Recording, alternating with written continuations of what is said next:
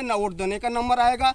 पूर्ण रूप से ये राजतंत्र में घोषित हो जाएगा, भारत राजतंत्र हो जाएगा। जो यहाँ है प्रधानमंत्री वही राजा बन जाएगा। यहाँ चुनाव प्रक्रिया भी खत्म हो जाएगा, चुनाव आयोग भी खत्म हो जाएगा, जो भी संवैधानिक संस्थाएं हैं वो भी खत्म हो जाएगी। तो ये 2024 समझिए कि एक तरह से इस देश के लिए, इस जनता के लिए आखिरी चुनाव है। इसमें अगर जनता नहीं संभली, नहीं सुधरी, सही से अपना वोट नहीं किया तो इसके बाद से वोट करने बहुत हुई महंगाई की मार, अब की बार मोदी सरकार, ये नारा 2014 लोकसभा चुनाव से पहले भारतीय जनता पार्टी के बड़े बड़े नेताओं के द्वारा दिया गया था। बड़े बड़े मंच टेलीविजन के माध्यम से लोगों तक दिया गया था। जनता ने अपनी कीमती वोट जो है भारतीय जनता पार्टी को देकर केंद्र में सरकार बनाई कि महंगाई से राहत मिलेगा। लेकिन जनता ने ये कभी नहीं सोचा था कि महंगाई इतना बढ़ जाएगा कि आम जनता का जीवन अस्त व्यस्त हो जाएगा। आज की समय की अगर हम बात करें 2023 में, तो महंगाई इस कद्र है कि लोगों का घर अपना चलाना काफ़ी मुश्किल हो गया है। इसी पे हम बातचीत करेंगे कांग्रेस के किसान मोर्चा के जिला अध्यक्ष हैं कुशीनगर के धर्मेंद्र सिंह, उनसे हम जानने की कोशिश करते हैं इसी महंगाई और खास तौर पे जो है युवाओं की रोजगार को। देर ना करते हुए इस वक्त हमारे साथ बातचीत करने के लिए मौजूद हैं धर्मेंद्र सिंह जी, उनसे हम जानने की कोशिश करते हैं। न्यूज पॉइंट 24 में आपका स्वागत है। धन्यवाद। हम चाहेंगे कि आप अपना परिचय जो है स्वयं हमारे दर्शकों को दें। कुशीनगर कांग्रेस किसान मोर्चा का मैं जिलाध्यक्ष हूँ और आज हम बातचीत करने के लिए आपके साथ हैं। और पूछिए क्या पूछना चाहते हैं। जानने का प्रयास यही है कि 2014 लोकसभा चुनाव से पहले भारतीय जनता पार्टी के द्वारा जो बहुत हुई महंगाई की मार, अब की बार मोदी सरकार, ये भारतीय जनता पार्टी के बड़े बड़े नेताओं के द्वारा, जो आज प्रधानमंत्री हैं उनके द्वारा, उनके गृह मंत्री के द्वारा, बड़े बड़े नेताओं के द्वारा दिया गया था कि 2014 से पहले की बहुत हुई महंगाई की मार, अब की बात मोदी सरकार। उस समय जो कांग्रेस की सरकार थी, महंगाई थी, तो महंगाई कम करने के लिए सरकार सत्ता में आई। आज आप भी जानते हैं, पूरी जनता जानती है कि उस समय की महंगाई से आज की महंगाई कितना गुना आगे बढ़ चुकी है। क्या ये महंगाई कम करने के लिए आए थे कि महंगाई बढ़ाने के लिए आए थे? जो उस समय गैस का दाम 400-450 रुपये मिल रहा था, आज 1150 रुपया मिल रहा है। जो दूध का दाम, दही का दाम, जो जितने भी अनेक चीज़ खाद्य पदार्थ हैं उनके दाम आज 3 गुना 4 गुना तक बढ़ गए हैं। तो हम तो यही तो देख रहे हैं कि सरकार सत्ता में आके महंगाई कम करने के लिए जो आई थी, आज महंगाई कई गुना बढ़ा दी और जनता इसमें त्रस्त है, परेशान है। जनता करे का, अब उसको कुछ समझ में नहीं आ रहा है। लेकिन ये तो जो वादे किए गए थे कि महंगाई जो है हम कम करेंगे, तो फिर ये महंगाई बढ़ कैसे रहा है? अब देखिए इसमें, अब क्या कहेंगे, नेशनल चैनल पर बैठकर जो इनके गृह मंत्री अमित शाह जी वो कहते हैं कि जो भी उस समय कहा गया था वो एक जुमला था। चुनाव में आने के लिए, सत्ता में आने के लिए चुनाव से पहले जो कहा जाता है वो कोई जरूरी नहीं है कि सब हो, एक जुमला था। अब इससे बड़ा क्या कहा जाएगा? जो देश का गृह मंत्री, प्रधानमंत्री अपने ही वचनों को नहीं पूरा कर पा रहे, पलट जा रहे हैं, कह रहे हैं कि एक जुमला है। तो इससे बड़ा शर्मनाक तो कोई चीज़ हो नहीं सकती है। आज इतना अथी करने के बावजूद भी अब उस अपने ही बातों को अब अपने ही जुमला कहा जा रहा है। अगर दूसरा कोई कह देता तो उसको जेल भेज दिया जाता, उस पर ईडी CBI लगा दिया जाता। लेकिन नेशनल टीवी पर बैठ के खुद उनके गृह मंत्री कह रहे हैं कि जो भी बात कही गई थी वो एक जुमला था। तो और क्या कहेंगे इसके? लेकिन देखा गया कि 2014 से पहले जो है 400 में सिलेंडर आपको मिल जाते थे, तो उस पर जो है स्मृति ईरानी के द्वारा जो है सड़क पे धरना दिया गया था। और आज की डेट में जो है अगर हम बात करें इस वर्तमान परिवेश में, तो 1200 रुपये में सिलेंडर मिल रहा है। तो क्या तो वही स्मृति ईरानी जो हर जगह पहुंचती थी या सिलेंडर लेके सर पर डांस करती थी, आज उनका कहीं आता पता नहीं है। 1150-1200 रुपये में सिलेंडर जो मिल रहा है, तो ये तो इस देश का, इस जनता का दुर्भाग्य है कि नेताओं के द्वारा जब सत्ता में आने के लिए इतना बड़ा षड्यंत्र रचा गया, झूठ बोला गया और आज आने के बाद से महंगाई कई गुना कर दिया गया और वो सब चुप है, मौन है, अपने ऐश कर रहे हैं, अपने घरों में बैठे हुए हैं। और जनता बेबस है, लाचार है। वो 1150-1200 रुपये का सिलेंडर खरीद कर और फ्री का अनाज उस पर पका रही है। इससे बड़ा हास्यास्पद क्या हो सकता है? कितना जनता गरीब है, लाचार है कि वो फ्री में अनाज लेकर और 1200 रुपये के सिलेंडर पर अनाज पका रही है। अब तो ये कहा जाए, लेकिन इतना महंगाई होने के बावजूद भी जो है जो लोग हैं वो भारतीय जनता पार्टी के साथ हैं। अब इसलिए साथ है कि उनको ना अच्छी शिक्षा दिया जा रहा है, ना उसको नौकरी रोजगार दिया जा रहा है, न आगे बढ़ने दिया जा रहा है। तो जो पार्टी तो ये दावा कर रही है कि हम जो है युवाओं को रोजगार दे रहे हैं, कहाँ युवाओं को रोजगार दे रहे हैं? वही सब जुमला ही है। प्रधानमंत्री जी ने 2014 के पहले कहा था कि हर साल 2 करोड़ युवाओं को रोजगार देंगे। अब आप ही बताइए, आप पूरा देश देख रहा है, सुन रहा है कि 2 करोड़ तो 2 करोड़ है, 2 लाख रोजगार नहीं दिया जा रहा है। तो ये बात जुमला है। जब सीधे उनके गृह मंत्री कह रहे हैं कि जो भी बात कहा गया था सब जुमला है, तो अब इस पर ज़्यादा कहने की ज़रूरत नहीं है। वो आज रोजगार भी जुमला है। और इतना पीड़ित और प्रताड़ित और जनता को गरीब कर दिया जाएगा कि एक एक दाना के लिए मुहताज हो जाएगी। चुनाव के समय एक एक दाना, एक एक बोटी अनाज फेंक दिया जाएगा और फिर वोट ले लिया जाएगा।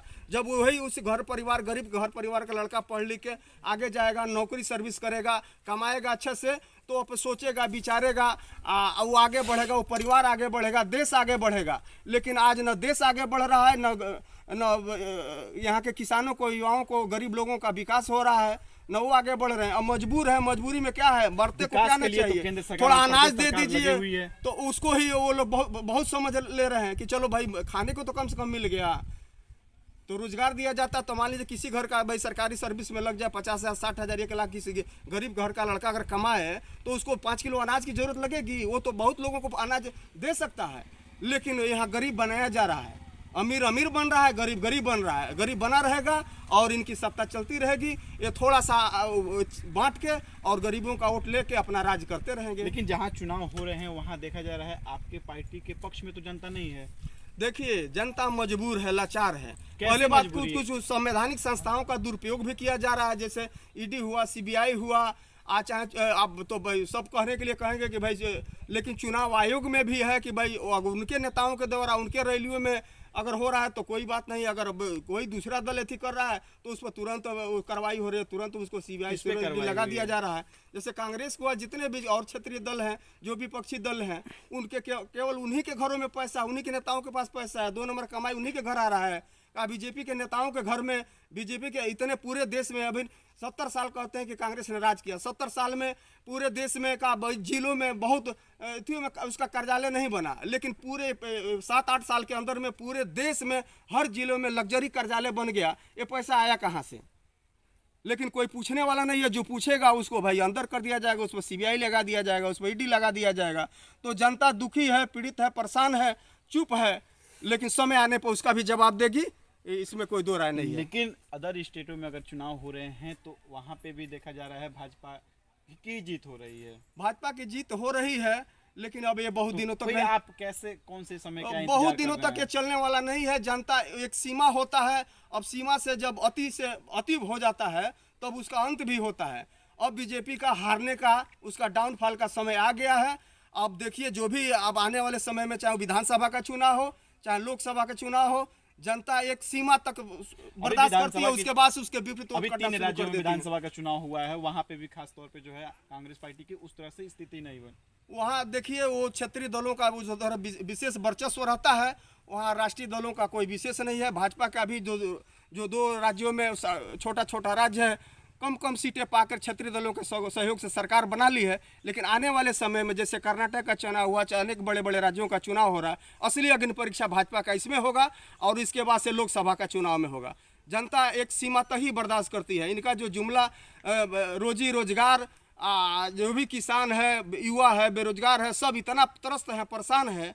लेकिन अब वही है कि चुनाव के समय में थोड़ी रवड़ियां बांट दीजिए। आप कह रहे हैं कि युवा परेशान है, महंगाई है, लेकिन सरकार जो है कह रही है कि हम तो युवाओं के लिए एक बड़े प्लेटफॉर्म तैयार किए हैं, उसमें जो है रोजगार दिए जा रहे हैं। कहाँ रोजगार दिया जा रहा है? अच्छा, गरीब परिवार का कोई लड़का पढ़ के गरीब अपना खेत जो है, चाहे धन संपत्ति है, गिरवी रख कर उसको आगे पढ़ा रहा है, उसको बीटेक करा रहा है, एमटेक करा रहा है, ऊंची पढ़ाइयों पर ले जा रहा है, उसका सर्विस नहीं लगेगा, फिर वो आके एक पकौड़ा तलेगा, पान का दुकान खोलेगा, वो रोजगार करेगा, तो उसका विकास होगा।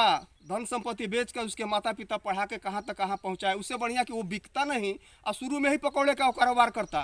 तो इतना पढ़ाने के बाद से, इतना धन संपत्ति अपना खर्च करने के बाद से भी अगर वो आके फिर उसी जगह से शुरू करे पान बेचना, पकौड़ा बेचना, तो उस पढ़ाई का क्या मतलब है, उस शिक्षा का क्या मतलब है? यही है इस देश में।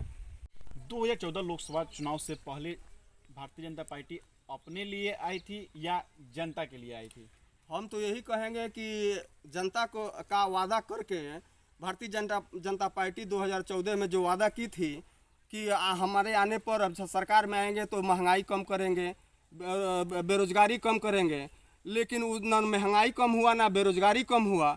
वो अपने लिए सत्ता में आई थी, जनता के लिए सत्ता में नहीं आए थे। हाँ, उसका बेरोजगारी कम हो गया है, उसको महंगाई से कुछ लेना देना नहीं है। उनके नेताओं को सारा सुख सुविधा मिल रहा है, बड़े बड़े सारा व्यवस्था मिल रहा है, तो जनता का तो कोई भला नहीं हुआ, लेकिन भारतीय जनता पार्टी और उनके नेताओं का भला जरूर हुआ, उनका विकास जरूर हुआ।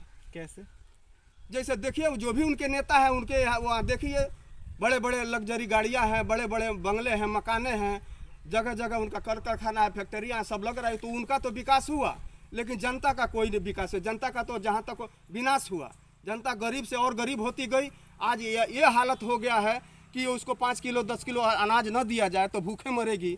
तो यही तो हुआ है क्या, 8-10 साल में यही विकास हुआ है। लेकिन हमारा एक आखिरी सवाल है, भाजपा की मंत्री हैं गुलाबो देवी, उनसे एक पत्रकार के द्वारा देखा गया है कि जो सवाल पूछे जाने पर जो है उसे जो है हिरासत में ले लिया गया। इस देश में देखिए, प्रजातंत्र कहने के लिए तानाशाही शासन चल रहा है। सब लोग जान रहे हैं कि तानाशाही है। सरकार से क्वेश्चन किया जाता है, प्रश्न खड़ा किया जाता है, लेकिन यहाँ सरकार से प्रश्न पूछिए तो उसको जेल में डाल दिया जाएगा।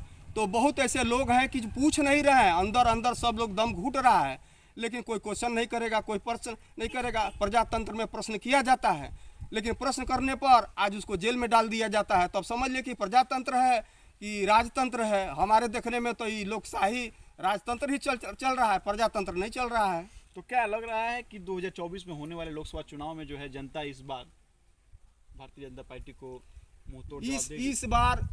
इस बार तक ही समझ लिए कि जनता के हाथ में जो कुछ है। इसके बाद से जनता के हाथ में जो वोट देने का अधिकार है वो भी खत्म हो जाएगा। अगर इस बार जनता नहीं संभली, अपने विवेक से वोट नहीं दिया, अपने योग्यता के अनुसार वोट नहीं दिया, समझ से वोट नहीं दिया, तो आने वाले इसके बाद के चुनाव न चुनाव होंगे, न वोट देने का नंबर आएगा। पूर्ण रूप से ये राजतंत्र में घोषित हो जाएगा, भारत राजतंत्र हो जाएगा। जो यहाँ है प्रधानमंत्री वही राजा बन जाएगा। यहाँ चुनाव प्रक्रिया भी खत्म हो जाएगा, चुनाव आयोग भी खत्म हो जाएगा, जो भी संवैधानिक संस्थाएं वो भी खत्म हो जाएगी। तो ये 2024 समझिए कि एक तरह इस देश के लिए, इस जनता के लिए आखिरी चुनाव है। इसमें अगर जनता नहीं संभली, नहीं सुधरी, सही से अपना वोट नहीं किया, तो इसके बाद से वोट करने का अधिकार भी खत्म हो जाएगा। और जो भी राजा लोग वो बन जाएंगे, और जैसे आदेश करेंगे वो गुलामों के तरह से, बस वहीं बैल के तरह से जोतना पड़ेगा, चलना पड़ेगा।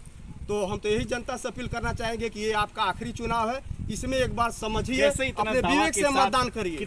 कैसे ये इतना दावा के साथ कह रहे हैं कि प्रजातंत्र जो है 2024 के बाद देखिए, अगर कोई पत्रकार कोई मंत्री से अगर कोई क्वेश्चन पूछता है, कोई सवाल खड़ा करता है कि ये काम हुआ, ये नहीं हुआ, ये विकास हुआ, रोजी रोजगार के बारे में पूछता है, एक तो बहुत पूछते नहीं हैं, जो भी एक आध है पूछते हैं तो उनको तुरंत जेल में डाल दिया जाता है। तो इससे क्या कहेंगे? ये स्पष्ट दिखाई दे रहा है कि ये देश लोकशाही के तरफ, राजतंत्र के तरफ जा रहा है, प्रजातंत्र खत्म होने वाला है। यही चुनाव हमारे देखने से तो आखिरी चुनाव होगा। अगर जनता समझ के अपना वोट सही से करी, ये सरकार हटी, तब तो लोकतंत्र कायम रहेगा, नहीं तो ये राजतंत्र में तब्दील हो जाएगा, भारत राजाओं का फिर राज्य हो जाएगा।